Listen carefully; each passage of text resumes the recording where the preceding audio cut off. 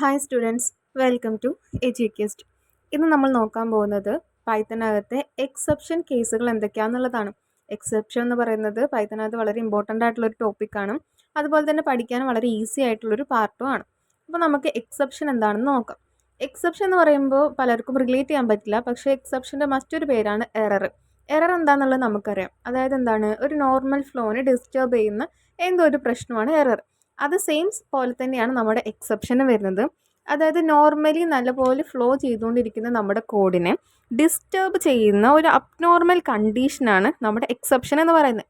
അതായത് ഇപ്പോൾ ഒരു റിയൽ വേൾഡ് എക്സാമ്പിൾ എടുക്കുകയാണെന്നുണ്ടെങ്കിൽ, നമ്മൾ നല്ലപോലെ ഇങ്ങനെ നടന്ന് പോവാണ്. റോഡിലൂടെ നടന്നു പോകുന്ന സമയത്ത് നമ്മൾ പെട്ടെന്ന് ഒരു കല്ലിൽ ചവിട്ടി വീണു.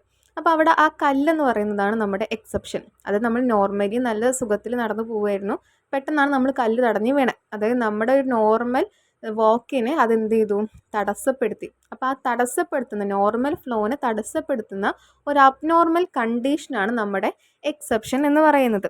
അപ്പോൾ ഈ എക്സെപ്ഷൻ നമ്മുടെ കോഡിനകത്ത് വന്നു കഴിഞ്ഞാൽ നമ്മുടെ കോഡ് എന്തായിരിക്കും, നമ്മൾ വിചാരിച്ച രീതിയിലൊന്നും വർക്ക് ആവത്തില്ല. അപ്പോൾ ഇങ്ങനെ വരുന്ന സമയത്ത് ഈ എക്സെപ്ഷനെ ഹാൻഡിൽ ചെയ്യുക എന്നുള്ളത് ഏറ്റവും ഇമ്പോർട്ടൻ്റ് ആയിട്ടുള്ള കാര്യമാണ്.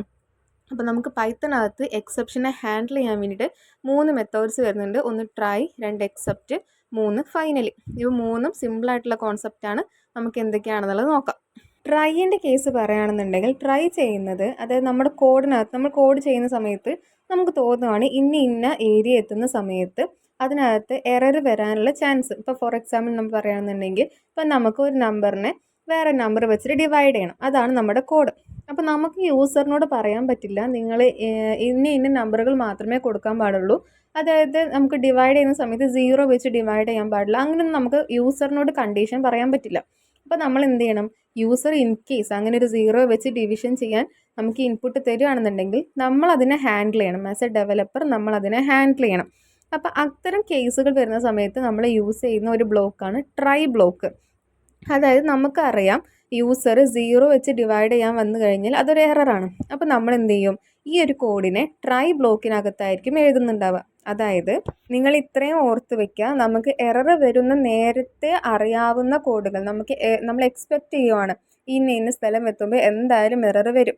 അത്തരം കോഡുകളെയാണ് നമ്മൾ ട്രൈ ബ്ലോക്കിനകത്ത് കൊടുക്കുക. അതായത് നമുക്ക് ഡൗട്ടുള്ള കോഡുകൾ അവരാണ് നമ്മൾ ട്രൈ ബ്ലോക്കിനകത്ത് കൊടുക്കുക.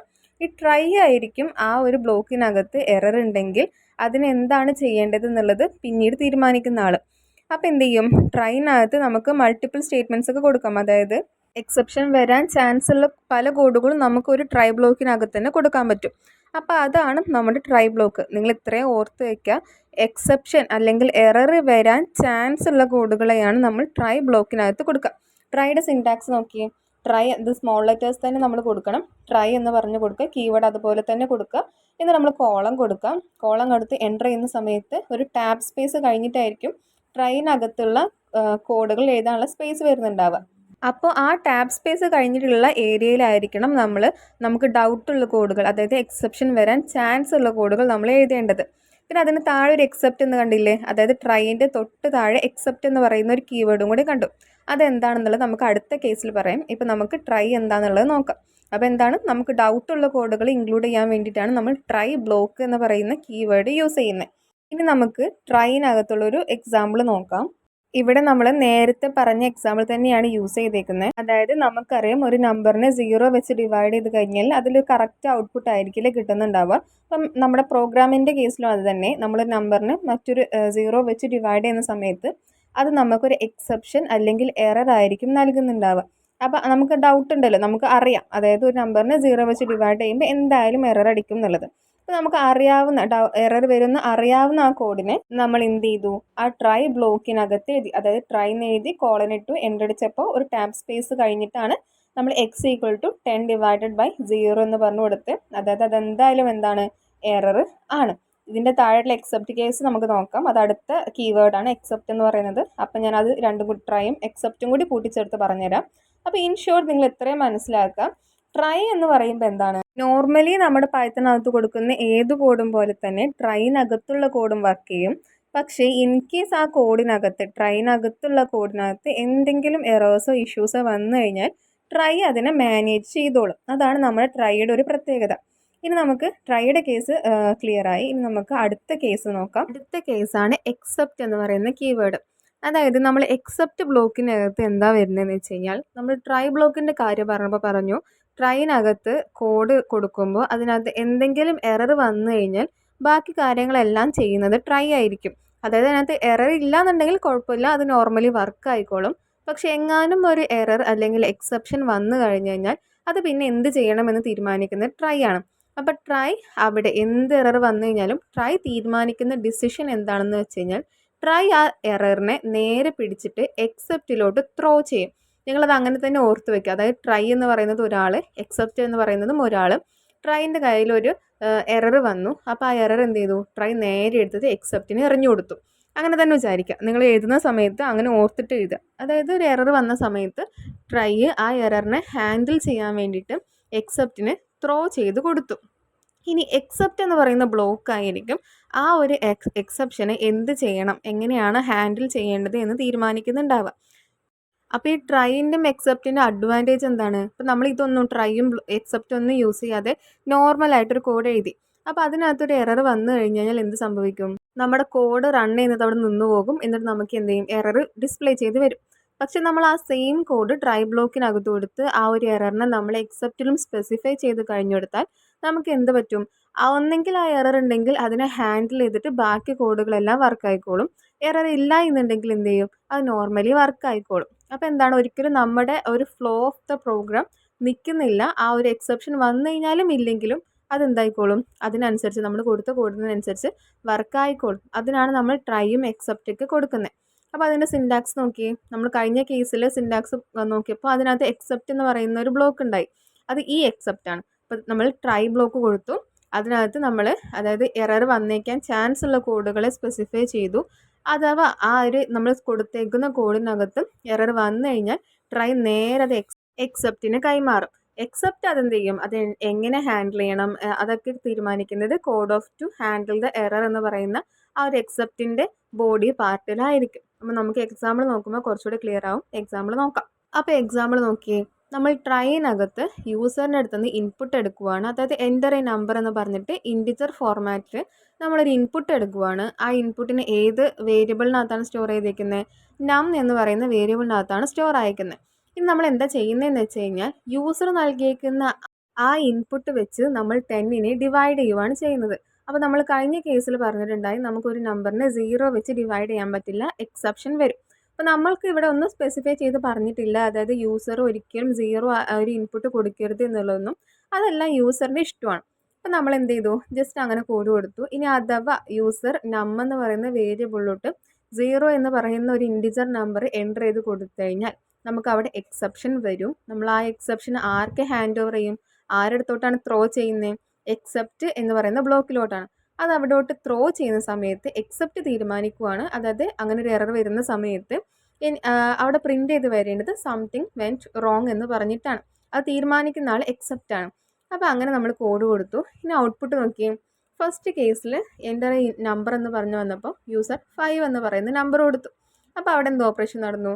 10 ഡിവൈഡഡ് ബൈ 5 എന്ന് പറയുന്ന ഓപ്പറേഷൻ നടന്നു. നമുക്ക് ഔട്ട്പുട്ടായിട്ട് 2 എന്ന് കിട്ടി. കുഴപ്പമില്ല, അവിടെ എക്സെപ്ഷൻ ഒന്നും വന്നില്ല. നമ്മുടെ കോഡ് നോർമലി വർക്കായി. അവിടെ എക്സെപ്റ്റ് ബ്ലോക്ക് ഒന്നും വർക്കായില്ല. അതായത് ട്രൈനകത്ത് എറർ വന്നു കഴിഞ്ഞാൽ മാത്രമേ എക്സെപ്റ്റ് ബ്ലോക്ക് വർക്കാവുള്ളൂ. ഇവിടെ എറർ വരാത്തതുകൊണ്ട് എക്സെപ്റ്റ് ബ്ലോക്ക് വർക്കായില്ല. രണ്ടാമത്തെ കേസിൽ ഞാൻ എൻ്റർ എ നമ്പർ എന്ന് പറഞ്ഞ് യൂസറിനോട് ഇൻപുട്ട് ചോദിച്ച സമയത്ത് 0 എന്ന് പറയുന്ന ഒരു വാല്യൂ ആണ് ഞാൻ ഇൻപുട്ടായിട്ട് കൊടുത്തത്. അപ്പോഴും സെയിം ഓപ്പറേഷൻ നടക്കും, 10 ഡിവൈഡഡ് ബൈ 0. അപ്പോൾ എന്ത് സംഭവിച്ചു? അവിടെ എക്സെപ്ഷൻ വന്നു. എക്സെപ്ഷൻ വന്ന ആ സിറ്റുവേഷനിൽ തന്നെ ട്രൈ ആ എക്സെപ്ഷനെ എക്സെപ്റ്റ് എന്ന് പറയുന്ന ബ്ലോക്കിലോട്ട് ത്രോ ചെയ്തു, അതായത് എറിഞ്ഞു കൊടുത്തു. അപ്പോൾ എക്സെപ്റ്റ് എന്താണ് നേരത്തെ തന്നെ തീരുമാനിച്ച് വെച്ചേക്കുന്നത്? ഒരു എക്സെപ്ഷൻ വന്നു കഴിഞ്ഞ് കഴിഞ്ഞാൽ സംതിങ് വെൻറ്റ് റോങ് എന്ന് പറഞ്ഞിട്ട് പ്രിൻ്റ് ചെയ്ത് വരണം. അപ്പോൾ നമ്മുടെ ഔട്ട്പുട്ട് എന്തായിരിക്കും? സംതിങ് വെൻറ്റ് റോങ് എന്ന് പറഞ്ഞാൽ അതുപോലെ നമുക്ക് പ്രിൻ്റ് ചെയ്ത് വരും. അതാണ് ട്രൈൻ്റെയും എക്സെപ്റ്റിൻ്റെയും കേസ്. ഇനി അടുത്ത കേസാണ് ഫൈനലി എന്ന് പറയുന്ന ബ്ലോക്കിൻ്റെ കേസ്. അതെന്താണെന്ന് നോക്കാം. അടുത്ത എക്സെപ്ഷൻ ഹാൻഡ്ലിംഗ് ബ്ലോക്കാണ് ഫൈനലി എന്ന് പറയുന്നത്. ഫൈനലി എന്ന് പറയുന്നത് നമുക്ക് പറയാം ഒരു ഇൻട്രോവേർട്ടാണെന്ന് നമുക്ക് പറയാം. അതായത് ആരുടെയും കാര്യത്തിൽ ഇടപെടുന്നില്ല, ആരെന്ത് ചെയ്താലും കുഴപ്പമില്ല. ഫൈനലിൻ്റെ ഡ്യൂട്ടീസ് എന്താണോ അതെന്തായാലും കറക്റ്റായി ചെയ്തിരിക്കും. അപ്പോൾ ഫൈനലി എന്ന് പറയുമ്പോൾ നമ്മൾ ടെക്നിക്കലി പറയുകയാണെന്നുണ്ടെങ്കിൽ എറർ വന്നു കഴിഞ്ഞാലും കുഴപ്പമില്ല, വന്നില്ലെങ്കിലും കുഴപ്പമില്ല, എന്ത് സംഭവിച്ചാലും കുഴപ്പമില്ല, ഫൈനലി ബ്ലോക്കിനകത്ത് എന്താണോ നമ്മൾ കൊടുത്തേക്കുന്നത് അതവിടെ വർക്കായിക്കോളും. നോ മാറ്റർ ഇപ്പോൾ ട്രൈനകത്ത് ഒരു എക്സെപ്ഷൻ വന്നാലും കുഴപ്പമില്ല, വന്നില്ലെങ്കിലും കുഴപ്പമില്ല, ആ ഒരു എക്സെപ്ഷൻ വന്നു കഴിഞ്ഞാൽ അത് എക്സെപ്റ്റ് എന്ന് പറയുന്ന ബ്ലോക്ക് ഹാൻഡിൽ ചെയ്താലും കുഴപ്പമില്ല, ചെയ്തില്ലെങ്കിലും കുഴപ്പമില്ല. ഇതൊന്നും നമ്മുടെ ഫൈനലിനെ ബാധിക്കുന്ന പ്രശ്നമല്ല. ഫൈനലിക്ക് ഒരു ഡ്യൂട്ടി ഉണ്ട്, ഫൈനലി അത് മാത്രമേ ചെയ്യുള്ളൂ. മേലെ എന്ത് സംഭവിച്ചു കഴിഞ്ഞാലും അത് ഫൈനലിനെ ബാധിക്കുന്ന കാര്യമല്ല. അപ്പോൾ അത്രയും നിങ്ങൾ ഓർത്ത് വയ്ക്കാം. അതിൻ്റെ സിൻടാക്സ് നോക്കിയേ. ഈ ട്രൈ എക്സെപ്റ്റ് ഒക്കെ എന്ന് പറഞ്ഞത് നമ്മൾ നേരത്തെ പറഞ്ഞ സെയിം സാധനം. ഫൈനലി എന്ന് പറയുന്നത് അടുത്തൊരു ബ്ലോക്കാണ്, അതായത് കോഡ് ദാറ്റ് ഓൾവേസ് റൺസ്. മേലെ എന്ത് സംഭവിച്ചാലും കുഴപ്പമില്ല, ഫൈനലി എപ്പോഴും റൺ ചെയ്തുകൊണ്ടേയിരിക്കും. നിങ്ങൾ ശ്രദ്ധിക്കേണ്ട കാര്യം, ഈ ട്രൈ, എക്സെപ്റ്റ്, ഫൈനലി ഇതെല്ലാം സെയിം ലൈനിലായിരിക്കണം വരേണ്ടത്. അതിൻ്റെ അകത്തുള്ള ബ്ലോക്കുകളായിരിക്കും ഒരു ടാപ്പ് സ്പേസ് കഴിഞ്ഞിട്ട് വരുന്നുണ്ടാവുക. അപ്പോൾ നിങ്ങൾ ഇപ്പോൾ ട്രൈനകത്തുള്ളൊരു ബ്ലോക്കിൽ നിന്നും നിങ്ങൾക്ക് എക്സെപ്റ്റ് സ്റ്റാർട്ട് ചെയ്യണമെന്നുണ്ടെങ്കിൽ നിങ്ങൾ എന്ത് ചെയ്യുക, എൻ്റർ അടിച്ചിട്ട് ഒന്ന് ബാക്ക് സ്പേസ് ചെയ്യുക, അപ്പോൾ സ്റ്റാർട്ടിങ്ങിലോട്ട് പൊക്കോളും. അപ്പോൾ ഈ 3 കീവേഡും സെയിം ലൈനിലായിരിക്കണം വരേണ്ടത്.